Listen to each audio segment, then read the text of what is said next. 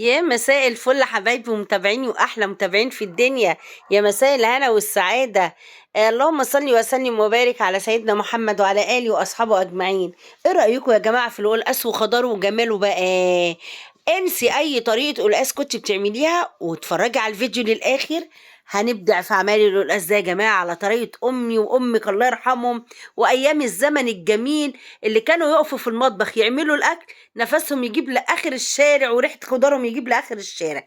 يلا بينا نسمي الله ونصلي على الرسول. ومعايا قلقاسيه وهقول لك حكايه القلقاسيه ديت. انا من عشاق القلقاس وما عنديش حد في البيت بياكله خالص، وانا ماشيه نفسي راحت في ليه يا جماعه. رحت جايبه واحده صغيره على قدي، قلت والله لا اعملها انا هحرم نفسي.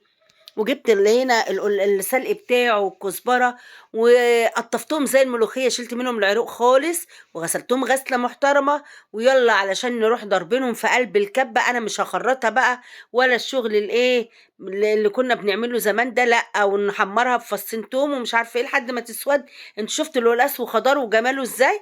انا هضربها في الخلاط بتاعي او الكبه. كل الورق الاخضر ده زي ما هو كده اهو اهو. هنزل بالسلق والكزبره بتاعتي، وحط معاهم كام فص توم اهو، 3 4 فصوص توم وارميهم معاه. طيب وبعدين يا زوزو هضربهم بقى في الخلاط بتاعي او الكبه ايا كان اللي موجود عندك واللي متواجد تحت ايدك اشتغلي بيه. هضربهم كويس جدا، او نص ضربه كده اهوت، يعني يبقوا عاملين زي الملوخيه كده وانت بتخرطيها. وبعد كده حلة الشوربة بتاعتي غليت، وانا غاسله القلقاس بتاعي جدا. انا ما بمسحوش يا جماعه بمناديل، انا بغسله بميه سخنه وملح وانقعه لحد بصوا ما بيبقى فل كده. ورحت حاطه القلقاس بتاعي علشان يستوي في قلب الشوربه. القلقاس يا جماعه يعني لحمه وشوربه لحمه. طيب طبعا انا سلقه اللحمه بتاعتي بقى، وانتوا عارفين حكايه اللحم. هنا بقى بصوا حطيت حته سمنه، وبصوا السلق يا جماعه عامل زي الملوخيه ازاي. اديته خبطه كده في الخلاط زي الملوخيه هو والكزبره. طبعا السلق ده كان كتير جدا، انا عملت نصه وشلت نصه لان القلقاسيه صغيره. وتفضلي بقى شوحي فيه في حته معلقه سمنه بلدي كده لحد ما يغمق معاكي.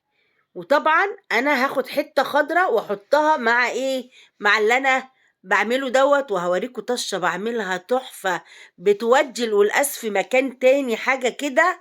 عند زوزو بس حصريا في قناتنا. يلا يا قمرايه لو جديده معانا في القناه، فعلي زر الجرس عشان يجيلك من زوزو كل جديد. وتعليق حلو وكومنت حلو من اللي بيفرحني وبيشجعني معاكم. اهو بصوا حطيت شويه سلق كده. اصل انا صفيت كمان السلق يا جماعه، ميه سلق حطيتها بصوا في القلقاس على الخضار وجماله بقى. بصوا هنا بقى السلق لما اتحمر بقى لونه ايه. انا مش هاخد الكميه كلها عشان قلت لكم الكميه كبيره اهو. بصوا الجمال، بصوا ولا الريحه والفحفحه مش قادره اقول لكم. كنت عايزه امسك الحله اشرب منها على طول كده. طعمه تحفه خطير ولونه خطير. بصوا.